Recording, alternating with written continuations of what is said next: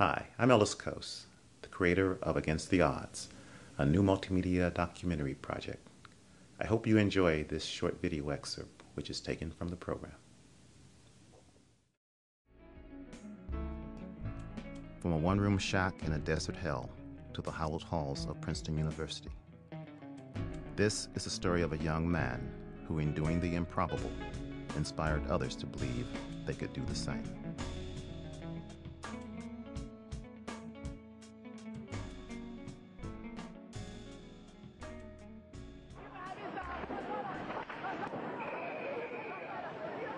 January 1991.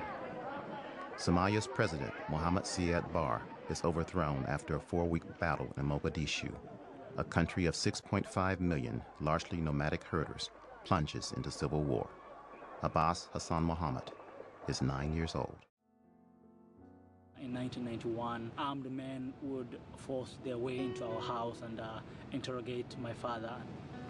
My family fled from Somalia to Kenya in February 1992 because we feared for our own security.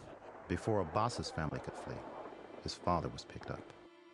I was taken to a military camp 14 kilometers from the town. On the way, they told me, "Today is your last day in this world. You're going to be killed." It was after that I was convinced.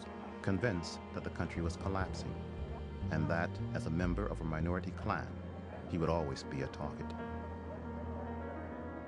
We carried anything of our belongings that we could carry on our backs. Anything that was not important, we left behind. Exhausted, dehydrated, broke, the father begged friends and relatives for money to get them to the border. When they arrived in the Kenyan desert, Hassan Mohamed fell to his knees and prayed. I said instead of taking my children where I could get money, I would prefer to go to a place where all of my children can get an education. That was a prayer I made.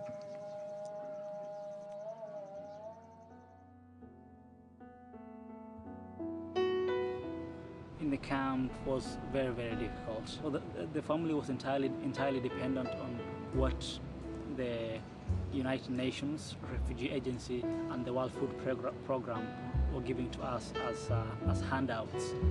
Whatever food we were given was never enough.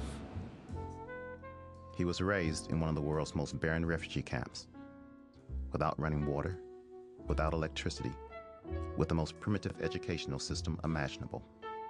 Our home was made of the plastic sheet provided by the UN that covers a few twigs that have been joined together using ropes, and people sleep on a mat which is laid on the ground. Abass's father set up a kiosk in the market selling sugar, tea, vegetables, whatever he could get his hands on.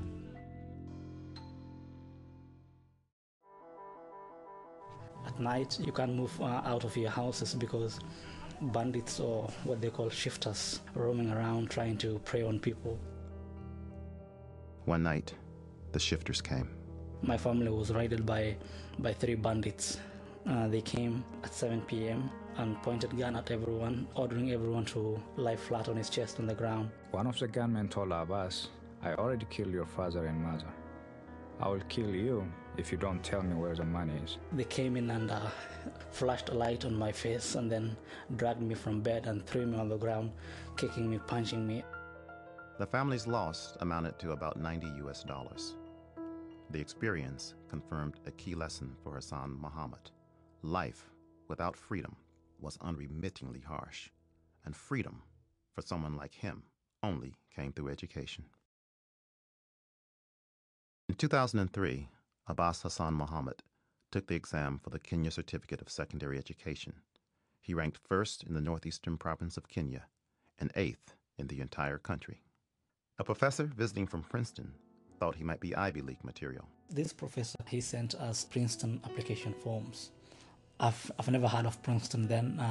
I just knew it was just a school in the US, and that was all. You can imagine my joy when I read the fact that I was given admission and full financial aid. This is Ellis Coase. The program is Against the Odds.